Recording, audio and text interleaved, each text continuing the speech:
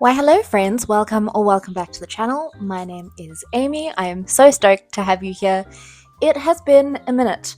In my previous video, told myself that I would allow myself to post every second week instead of every week, and I failed.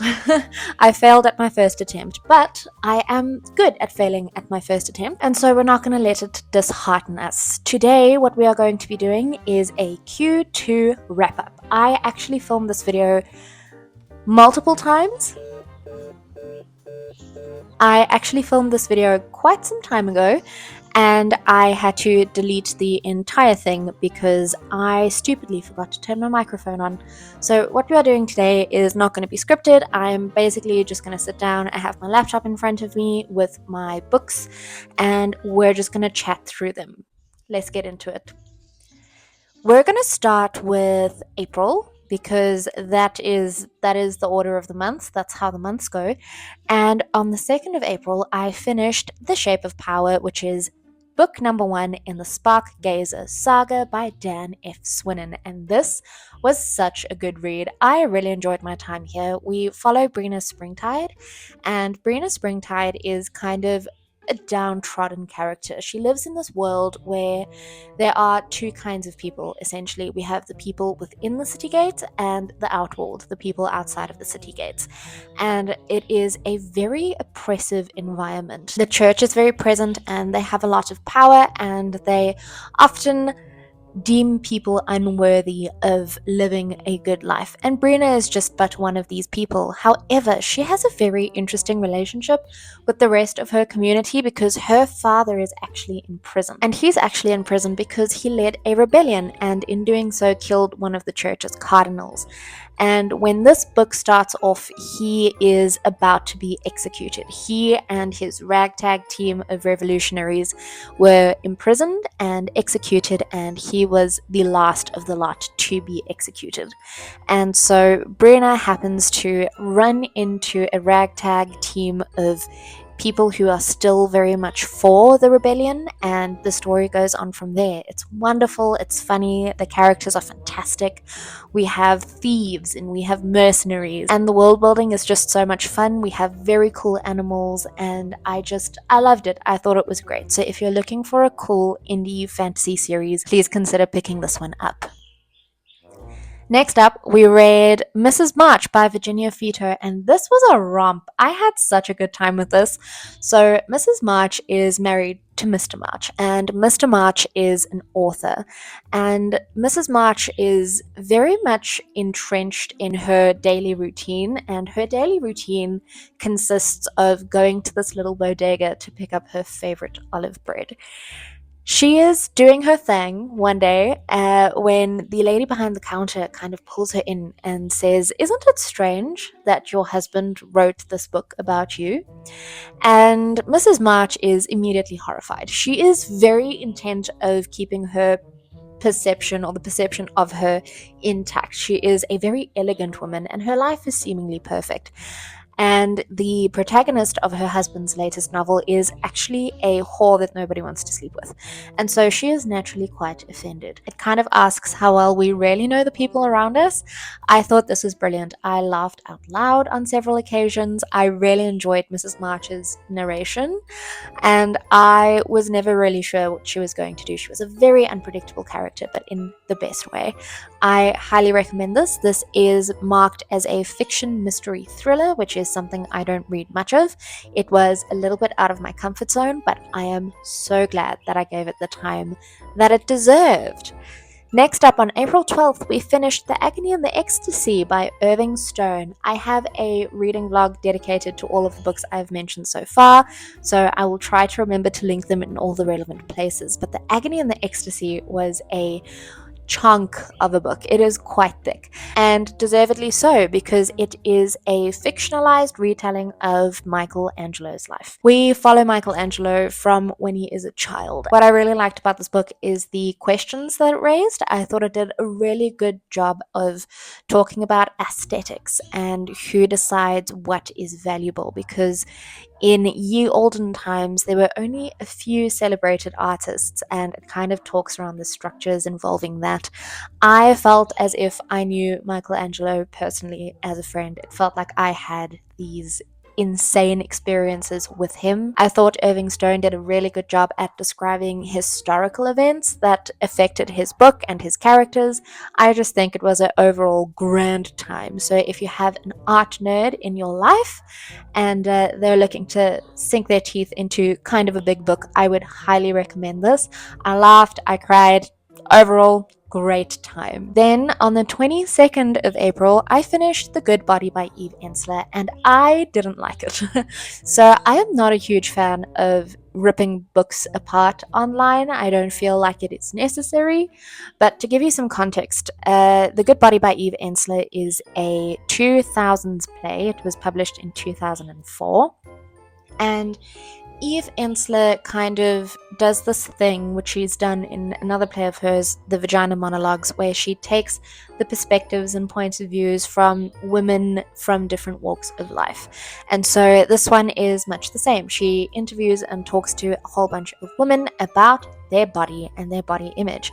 And I was really fond of her other play, The Vagina Monologues. I thought it was quite groundbreaking for the time in which it was published, and I studied it in uni, and so I might have a little bit of a biased opinion towards it because we got to see the play and it made everything so much cooler. But this is very 2000s coded, which shouldn't surprise me, seeing as it was published in the 2000s, and I knew that going in, but I kind of expected a little bit more. I thought a lot of it was very lackluster, and so I didn't particularly enjoy this one. Moving on, we have The Edible Woman by Margaret Atwood, and I love Margaret Atwood. I have read a couple of her books so far, and by a couple, I actually only mean two. I have read this one, The Robber Bride, and then I've read a bunch of her short stories. I read her short story collection, Babe in the Woods? I don't know, but I enjoyed it. I'm sorry, we were rudely interrupted by a phone call. In The Edible Woman, we follow Miriam, and Miriam basically has it all. She thinks she is exactly the person she is supposed to be. She has a job at a marketing agency. Her job is market research, essentially. She goes around to people and she asks for their opinions on products and the messaging behind said products. And she's got a pretty steady boyfriend. His name is Peter, and everything seems to be kind of working out. She's got not much to complain about. There's a landlady she doesn't like too much, but it's livable. And things really start to take a strange turn when her boyfriend Peter proposes, because number one, she didn't expect him to propose. They were kind of working on the premise that neither of them needed to settle down just yet. And she's met this enigmatic young fellow while she's doing her market research. And he's really just quite a strange character. She doesn't know how to categorize him.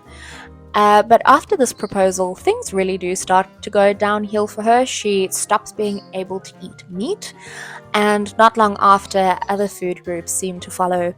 And it's really about how she is withering away. It's a very lonely book. She kind of becomes smaller and smaller and smaller in more ways than one, and nobody really seems to notice, and so she feels very unseen. It is satirical, it is funny, as I find Margaret Atwood to be, but all in all, I enjoyed this. It wasn't my favorite Atwood, but I would definitely suggest picking it up if the premise sounds interesting to you. Okay, that is it for April. Let's move on to May. In May, I read a whopping 3 books. I didn't do too well in May, but I really enjoyed the books that I did read. So let's talk about it. Starting off strong, on May 27th, I finished Ordinary Saints by Neve. Oh god, I'm gonna have to Google how to pronounce this because I am going to butcher her name. She's an Irish author, and so there are a lot of vowels that I don't know what to do with. Give me a second. We have an interview. This is probably going to be correct. I hope. Hello, I'm Neve Bruno. Oh god. Did you hear that? That was so many sounds. Hold on.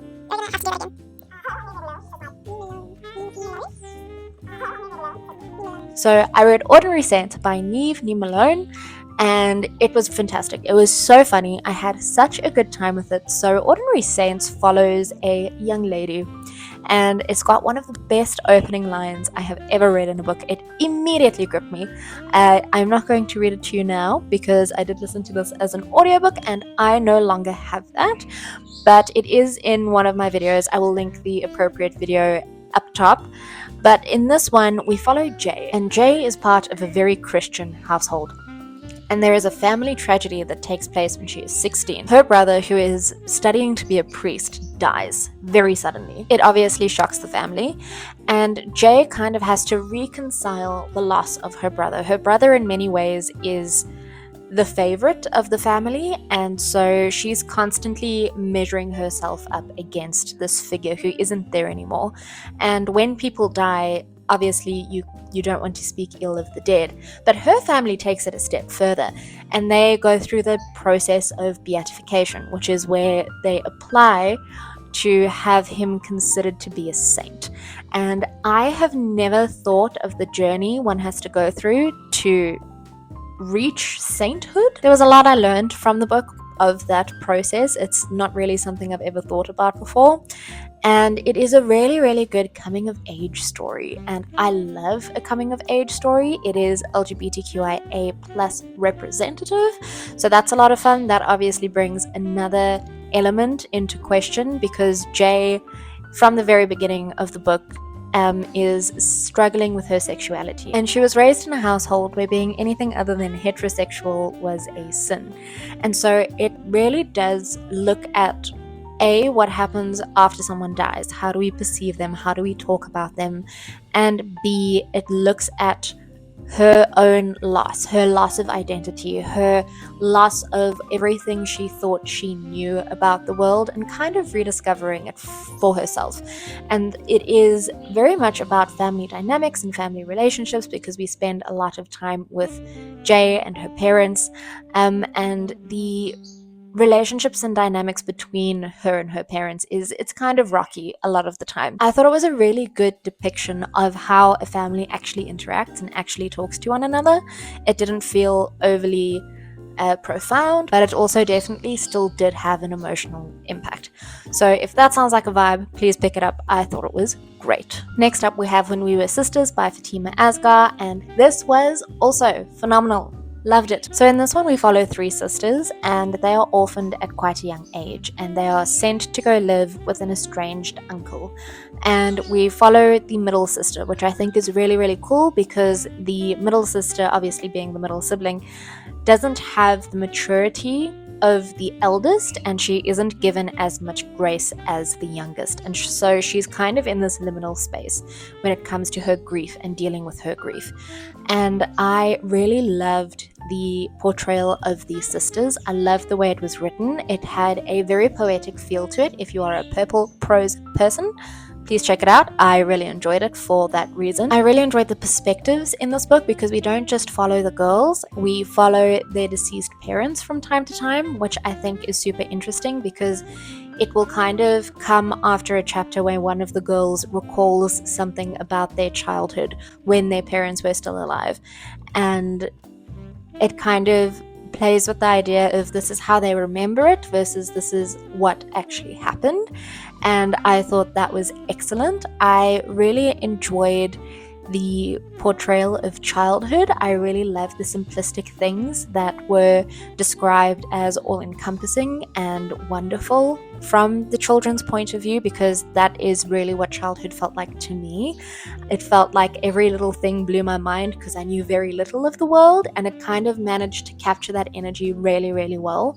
I think if you are a fan of Ocean Vuong, you should definitely check this book out. I think the writing styles are very similar, but overall I really enjoyed it. It is a little fragmented, so if that is something that you're not a huge fan of, maybe don't pick this one up, but I personally really enjoyed the way it came together. Then we have The Sparks of Descent, which is the second book in the Sparkgazer saga by Dan F. Swinnon. I can't tell you too much about this book because it is the second in the series, but I can tell you that it picks up directly after the happenings of book 1, and it just gets better. I feel like Dan F. Swinnon really mastered his pacing in this one. We followed so many different points of view and perspectives, and there was never anyone I wasn't excited to read about. Whenever a point of view changed, it seemed to be the perfect time for it. It was pretty much exactly when I was starting to wonder what this character was up to, and so I tipped my hat to Dan F. Swinnon for that.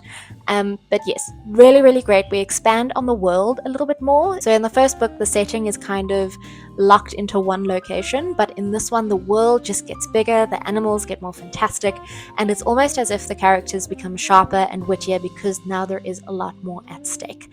And that is all I will say. If you are interested, please go pick it up. I believe the third book is out already. If not, it will be out soon. So if you want to pick up a book but you don't want to pick up a fantasy that hasn't been finished yet, Dan F. Swinnon is your man. And then we have June. June was a sad month. June was not my best month. It wasn't my best month mentally, emotionally, but it definitely has been my worst reading month so far. I managed to finish a whole one book. I finished one book in June, and that book was Circe by Madeline Miller. So I had heard things about Circe, obviously, because it gained popularity back whenever it did. And as someone who wasn't really a Greek myths girly, I can definitely say that my interest was piqued.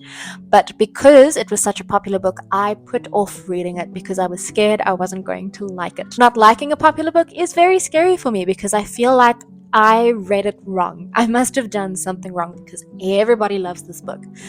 I am happy to report that I had a pretty good time with Circe by Madeline Miller. I really enjoyed the beginning bit of it. I will say it was a little bit confusing to keep track of who we were following and who was important within that perspective. The beginning had a lot of names, so many names, and I truly loved the beginning of this book. I loved the ending of this book. I think she ended it at the perfect time. The middle is where it gets a little bit hazy for me, and I am really uncertain if this is because I wasn't gelling with the book or because I was really depressed and so I wasn't gelling with much of anything. So take my review with a pinch of salt, but I feel like if you did like Circe, please go check out 1,000 Ships by Natalie Haynes. It is a retelling of the Trojan War from women's perspectives.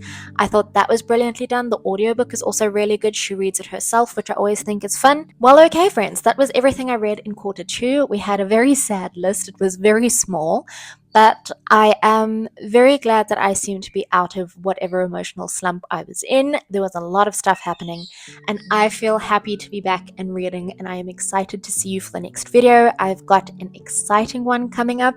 I am reading the entirety of the Farseer trilogy by Robin Hobb, so if that is something you would like to see, please remember to subscribe, and I will see you in the next one. Bye.